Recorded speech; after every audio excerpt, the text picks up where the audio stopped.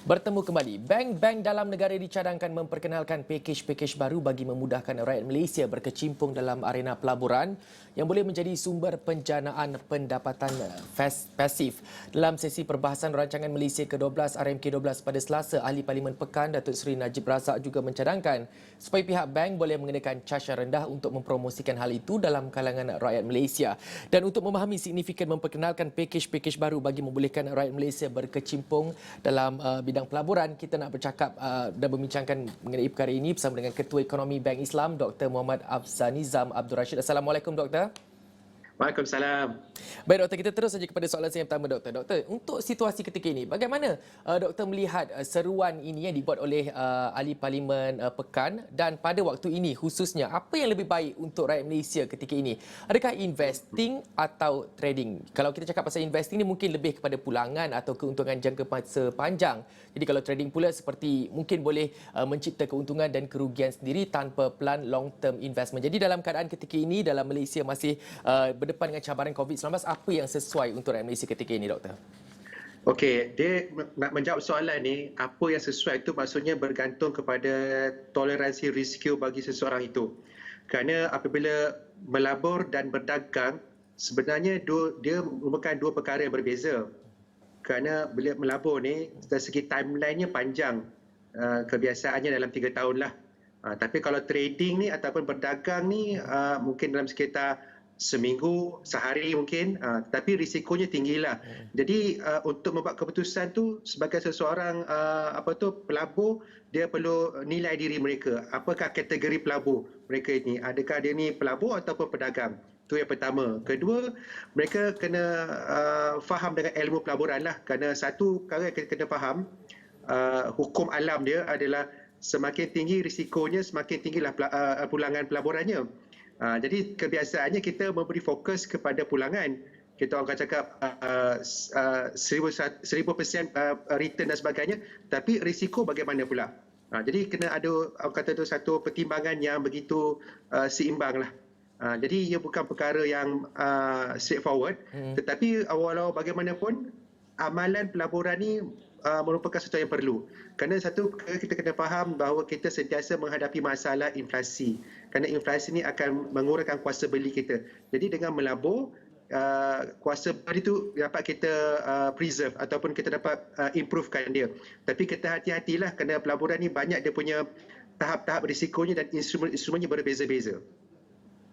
Baik Doktor, saya nak kembali fokus juga kepada cadangan Datuk Seri Najib Razak itu. Jadi bagaimana Dr. Afzanizam lihat bagaimana institusi perbankan boleh memainkan peranan dalam mencipta peluang untuk masyarakat segenap lapisan berkecimpung dalam bidang pelaburan, khususnya dalam saham ini, kerana menurut Datuk Seri Najib ini adalah untuk setiap rakyat melabur dalam senarai saham di Bursa Malaysia yang dibenarkan dan disyorkan oleh bank dan penganalisis pasaran. Jadi ini samalah seperti skim pinjaman amanah saham Nasional Berhad yang telah dilaksanakan sejak dulu lagi. Jadi apa pertimbangan utama institusi kewangan dalam menjayakan perkara ini, Doktor?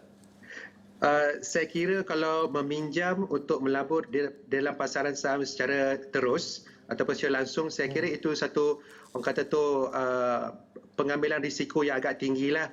Kerana satu perkara kita ingat, harga saham berubah-ubah dan dia sangat volatile dan dia sangat meruap. Jadi kemungkinan untuk berlaku kerugian tu memang ada.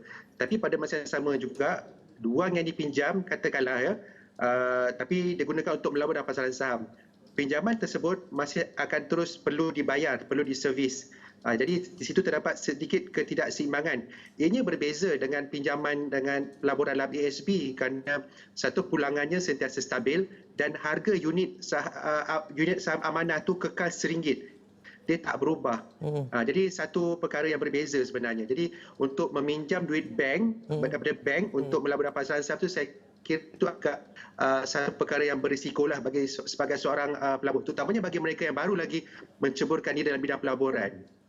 Jadi masyarakat perlu lebih difahamkan mengenai perkara ini, terutama bagi mereka yang baru nak berjinak-jinak dalam bidang pelaburan. Jadi apa yang boleh masyarakat faham mengenai risiko dan bagaimana apa perkhidmatan yang boleh ditawarkan oleh bank secara khususnya, dan bagaimana mereka sendiri boleh memahami macam mana mereka nak memperoleh pendapatan secara pasif ini tanpa perlu merisikokan, orang kata apa, merisikokan nilai deposit yang telah mereka carumkan mungkin, Doktor?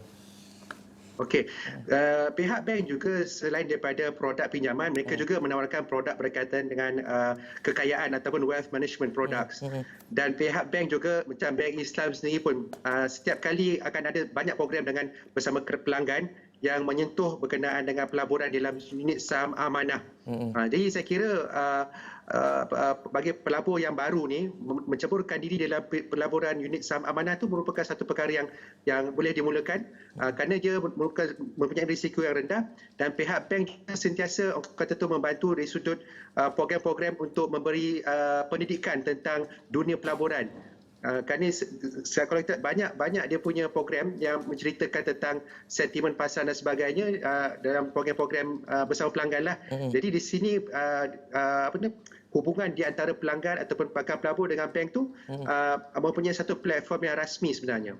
Baik, Doktor, kita nak mengalihkan tumpuan juga. Tadi kita bercakap mengenai bagaimana masyarakat boleh menceburkan diri dalam bidang pelaburan dan sekarang kita nak memberi fokus kepada rancangan Malaysia ke-12 juga yang di mana Perdana Menteri sebelum ini ada mengumumkan bahawa pelan pembangunan menyeluruh yang akan memperkenalkan beberapa pembaharuan bagi memastikan pertumbuhan ekonomi yang mampan dengan pengagihan peluang dan hasil yang lebih saksama. Dan Perdana Menteri berkata kerajaan akan memeruntukkan 400 bilion ringgit bagi tujuan membiayai projek sambungan dan projek baru di bawah RMK12, Doktor. Tapi Ahli Parlimen Port Dickson, Datuk Seri Anwar Ibrahim pula berkata kerajaan seharusnya membelanjakan peruntukan besar bagi menyediakan prasarana, akses kemudahan kesihatan sejajar dengan keperluan rakyat menuju fasa endemik COVID-19 dan berdepan dengan isu kesihatan lain. Jadi, bagaimana Doktor melihat keperluan perkara ini kerana bagaimana pula dengan dana yang diperuntukkan ini, sekiranya 400 bilion ringgit ini sudah pun diperuntukkan, boleh memberi impak terhadap ekonomi negara dan rakyat secara amnya. Jadi, apa outcome yang paling jelas boleh dilihat melalui peruntukan 400 bilion ini, Doktor?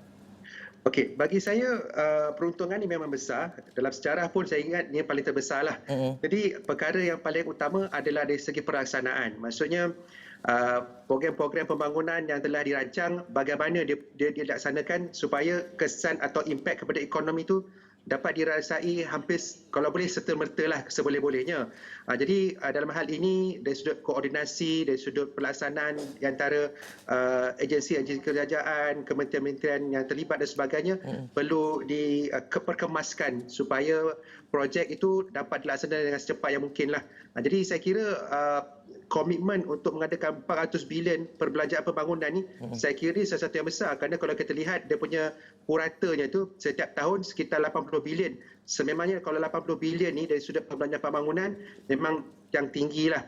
Jadi nak menterjemahkan impak yang positif tu aspek pelaksanaan tu perlu diperkemaskan. Baik. Jadi bagaimana pula dengan cadangan Datuk Seri Anwar Ibrahim Ahli Parlimen Port Dickson jikanya ianya ditangguhkan? Apa impak kepada pembangunan ekonomi negara, Doktor?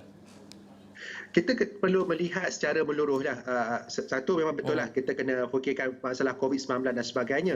Tapi beyond pandemik, pasca pandemik, kita perlu fikirkan apakah aspek-aspek pembangunan yang perlu kita fikirkan. Kerana pembangunan ni sebenarnya adalah berkenaan dengan pembinaan kapasiti yang sepatutnya ia akan membantu dalam meningkatkan produktiviti negara. Contoh kita bercakap tentang infrastruktur berkaitan dengan logistik, berkaitan dengan pendidikan dan sebagainya, atau telekomunikasi. Semuanya ini bertujuan untuk meningkatkan produktiviti. Yang mana produktiviti ini pada akhirnya akan menghasilkan pendapatan yang tinggilah di kalangan rakyat Malaysia. Jadi pandangan yang bersifat jangka masa sederhana dan panjang perlu diterapkan dalam perancangan ekonomi ini.